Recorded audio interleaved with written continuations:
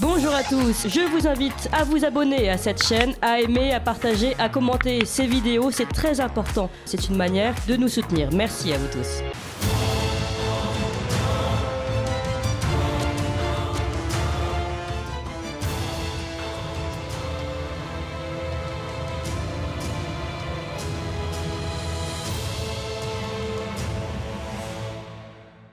Trois policiers ont été tués dans le nord de la France ce dimanche. Le conducteur en question était positif à l'alcool, aux stupéfiants, roulé à contresens dans une Alfa Romeo. Il a percuté la voiture de police à 120 km/h avec donc 3 fonctionnaires de police dedans. Paul et Steven et une jeune femme de 24 ans, Manon. Ils sont morts sur le coup. Le conducteur, lui aussi, est décédé. Son passager est dans un état grave et tous les deux étaient connus par les services de police. Et pour en parler ce matin, nous sommes avec Bruno Attal. Bonjour Bruno Attal. Alors vous êtes gardien de la paix, vous êtes président de Touche pas à mon flic et forcément cette délinquance, quand on parle de délinquance, j'allais dire systématiquement mais enfin régulièrement, on a affaire à des gens en réalité qui sont connus de ces services de police. Alors comment se fait-il que dans ce genre d'affaires, on a souvent affaire à des multirécidivistes ? C'est la question qu'on s'est posée assez rapidement nous, parce que moi j'ai eu l'information assez tôt. Et on était déjà tous un peu choqués par ce qui arrivait, parce que quand même c'est trois jeunes policiers. Et c'est vrai que la première chose qu'on s'est dite, c'est qu'on espère que c'est un vrai accident de voie publique et qu'on ne pouvait rien y faire. Et finalement, on apprend, et on le savait tous un peu, qu'on aurait trouvé des stupes et de l'alcool. Donc ce jeune homme est aussi décédé. Ce qu'il faut dire, c'est que souvent dans ce genre de drame, celui qui est à l'initiative s'en sort. Donc ça fait 4 morts, 3 policiers, donc on est tous un peu secoués dans la police nationale. Maintenant, est-ce que ce drame aurait pu être évité ? C'est la seule question qu'on doit se poser à chaque fois. Aujourd'hui, on est dans le temps de l'enquête, dans le temps du deuil, donc on n'a pas encore tous les éléments, parce qu'on pourrait même partir sur quelque chose de délibéré, on ne sait pas, il y avait 2 grammes d'alcool dans le sang, donc l'enquête le révélera, le dira. Pour l'instant, on est plutôt là à vouloir soutenir nos collègues de Roubaix et tous les policiers de France et même tous les Français qui nous soutiennent sur les réseaux sociaux. On voit la cagnotte, par exemple, pour la famille des policiers qui est montée de façon vertigineuse. Donc, ça fait du bien. Même si on a quand même ce pendant de l'extrême gauche qui a eu du mal à faire ses condoléances. Mais sinon... on va prendre notre temps et soutenir déjà les familles des collègues et nos collègues sur Roubaix. Parce que vous l'avez dit, comment ce drame aurait pu être évité ? On rappelle que donc, le chauffeur en question était sous alcool et puis sous stupéfiant, enfin sous cannabis. Donc ça pose ce problème de cette consommation de cannabis aussi. Il y a 850 000 consommateurs quotidiens de cannabis. Il y a une explosion de la consommation de cocaïne. On a eu l'affaire Palmade il y a quelques mois. Alors pourquoi les contrôles aujourd'hui ne sont pas plus drastiques, notamment les contrôles donc à l'alcool et à la drogue pour les conducteurs ? Non, il y a quand même pas mal de contrôles. Après, au niveau des stupes, est-ce qu'on est assez sévère ? Est-ce qu'il y a assez de retrait de permis ? Est-ce qu'il y a assez d'efficacité ? J'en suis pas sûr. Maintenant, encore une fois, est-ce qu'il s'agit d'un accident de la circulation banal avec un jeune qui était sous l'emprise de produits et d'alcool ou est-ce que c'est plus grave ? Voilà, c'est la seule question pour l'instant que je me pose. Maintenant, il y a peut-être beaucoup plus de prévention à faire et surtout se poser la question sur le cannabis, effectivement, parce que nous, on en arrête maintenant tout le temps, quoi. C'est le vrai drame. Et c'est souvent aussi de drogues cumulées, hein. En général, quand il y a du cannabis dans le sang, il y a aussi de l'alcool. Donc c'est des drogues qui se prennent alcool, cannabis, et puis voilà, c'était certainement un retour de fait. Donc on va voir, l'enquête va vraiment déterminer tout ça, quoi. Mais aujourd'hui, il y a une sorte de tolérance quand même à la consommation de cannabis qui peut amener à ce genre d'accident. La tolérance, vous voulez dire par rapport au pouvoir public ? Enfin, par rapport, c'est-à-dire qu'aujourd'hui, consommer du cannabis est plus ou moins toléré en France. En tout cas, ce n'est pas aussi drastique que dans d'autres pays. L'interdiction n'est pas aussi drastique. En tout cas, en conduisant, si, mais c'est vrai que nous, de toute façon, on fait face à ça. Vous sortez de n'importe quel commissariat, vous pouvez faire, on appelle ça un chiteux. Donc, on nous demande de faire des MAD, des mises à disposition, de verbaliser. Aujourd'hui, on nous demande de verbaliser les consommateurs de cannabis. Maintenant, on voit que c'est un échec, qu'on a le plus de toxicomanes, il faut appeler ça, des toxicomanes en France. On est le premier pays d'Europe sur la consommation de cannabis. Donc, quels sont les résultats donnés avec la prohibition, est-ce qu'il y a des questions à se poser? Enfin voilà, c'est à nos pouvoirs publics et aussi aux citoyens de savoir est-ce qu'il faut dépénaliser, est-ce qu'il faut... toutes ces questions doivent être posées sur la table parce que ça fait des morts, ça fait des drames, ça fait des familles.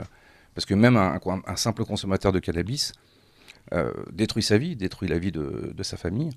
Et ça, on le voit tous les jours, et on a tous certainement autour de notre famille des consommateurs de cannabis. Et on voit très bien que c'est des gamins qui détruisent leur vie. Et donc, en tout cas, on est en échec total sur ce sujet depuis des dizaines d'années. Donc, il y a 3 policiers qui sont décédés à Villeneuve-d'Ascq, une jeune femme et puis le conducteur en question de l'Alfa Romeo qui a percuté cette voiture de police. Et à l'autre bout de la France, à Marseille, il y a eu des fusillades, notamment qui ont fait 3 morts aussi, dans ce qu'on appelle des narco-États à Marseille. Il y a une sorte de mexicanisation de Marseille. Il y a 250 000 personnes aujourd'hui qui participent au deal, selon Jérôme Fourquet. Alors, c'est possible d'endiguer cette consommation de cannabis et ce trafic, c'est-à-dire qu'il y a un tel trafic qu'on se rend compte que finalement il y a tellement d'argent en jeu, on a l'impression que c'est impossible d'endiguer cette consommation de cannabis. Mais évidemment, il y a une forte demande, on va parler seulement du cannabis, mais la demande est telle que moi je serais partisan par exemple d'un référendum, de savoir si on doit dépénaliser ou pas. Et avec cette demande, je crois qu'on est à 3 milliards d'euros par an de chiffre d'affaires, on n'arrêtera pas le trafic de stupéfiants juste en essayant d'envoyer quelques policiers dans les cités, et puis ceux qu'on interpelle ressortent assez rapidement, et puis s'ils ne ressortent pas, ils sont remplacés immédiatement. Donc après, on peut aller un peu plus loin et regarder aussi d'où arrive tout ce cannabis, on sait d'où il arrive, donc voilà, il faut une vraie volonté politique. Donc moi je pense d'abord il faut demander aux Français ce qu'ils veulent. On est quand même dans un pays démocratique et c'est le peuple qui doit choisir. Et si le peuple choisit de laisser pénaliser le cannabis, alors de donner des vrais moyens et d'attaquer vraiment sur ce sujet. Aujourd'hui on marche, on fait du en même temps tout simplement. Enfin on a un peu l'habitude du en même temps. Et vous l'avez dit, l'ensemble de la France était ému de savoir que donc, ces 3 policiers étaient décédés, et cette femme aussi. La France prend conscience à quel point sa police lui sert à quelque chose, et puis sert au maintien véritablement de la paix. Et aujourd'hui, les policiers sont de plus en plus menacés, et finalement, on n'en parle quasiment jamais, parce qu'on se rend compte qu'il y a 50 agressions par jour de policiers en France. Alors comment se fait-il qu'il y ait une explosion comme ça de l'agression des policiers? Alors on est à 80 agressions par jour et on est à 20 blessés. Oui. Ouais. On est à 20 blessés par jour. Donc pareil, une volonté politique, il faut systématiquement, on a demandé des peines planchées pour toute personne qui a attaqué un policier violemment. On a voulu aussi mettre les élus à l'intérieur, bon c'est pas mal finalement, parce que comme les élus sont touchés, peut-être que ça va réveiller un peu nos pouvoirs publics et se dire, oui, effectivement, la violence contre un policier, contre un élu, ou même une personne du service public. Mais tout augmente. Je pense qu'il y a beaucoup de gens qui déposent même pas plainte, qui déposent plus plainte parce qu'ils ne croient plus en leur justice. Et puis nous, on crie ça depuis 15 ans, 20 ans. On parle de zone de non-droit, on en a parlé, on nous traitait de fachos ou d'affabulateurs. Et finalement, on s'aperçoit qu'on avait raison. Aujourd'hui, pour réparer tout ça, il va falloir une réelle volonté politique et on se retrouve avec des situations dramatiques comme celle, par exemple, des policiers. Parce que, vous savez, ces accidents de la route, beaucoup de gens les vivent tous les jours. Et quand on est victime, on se dit toujours, ça n'arrive qu'aux autres, mais non, hélas, ça n'arrive pas qu'aux autres. Et justement, ces 3 policiers qui sont décédés, on peut parler de cette condition de la police qui est de plus en plus difficile, de ces agressions, et puis aussi il y a une crise de vocation, c'est-à-dire que, pour citer le film Bac Nord, il y a un moment, il y a Gilles Lelouch qui dit, plus je fais ce métier, moins je sais pourquoi je le fais. Et donc il y a beaucoup de démissions, il y a aussi beaucoup de suicides dans la police. Comment redonner envie déjà aux policiers d'exercer leur métier, puis donner envie à une nouvelle génération d'être policiers à leur tour?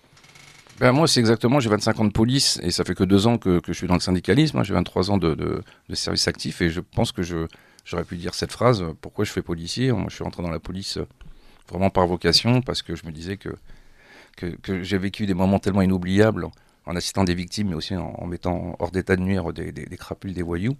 Et donc j'en suis tellement fier, j'aurais 1000 histoires à raconter à mes enfants. Vous savez, quand on fait des tables rondes avec entre policiers, on ne parle que de police parce que c'est un métier tellement passionnant. Maintenant, ces trois collègues qui sont décédés à Villeneuve-d'Ascq, c'était des jeunes policiers, et donc d'être aussi courageux, de vouloir rentrer dans la police et de faire ce beau métier aujourd'hui avec tout ce qu'on en sait, je trouve qu'en plus ils ont encore beaucoup plus de mérite que moi. Au moins il y a 25 ans où on nous respectait. Jamais je me faisais insulter, moi il était hors de question que je me fasse insulter, et c'est déjà arrivé une fois dans ma carrière, je peux vous dire que je l'avais ramené et qu'il a eu mal à la tête sur l'interpellation, parce que c'était des interpellations où le voyou en face comprenait que le policier c'était lui qui commandait, et aujourd'hui c'est plus ça du tout, Aujourd'hui on s'inquiète beaucoup plus de l'intégrité physique du délinquant que du policier. Merci Bruno Attal. On rappelle donc que vous êtes ancien policier, donc vous êtes. Non, je suis toujours policier. Vous êtes toujours policier, vous êtes garde-pardon et président de Touche pas à mon flic, et puis il y aura un hommage national aux 3 policiers décédés, donc Paul, Manon et Steven, prévu en fin de semaine. Merci beaucoup Bruno Attal. Merci à vous.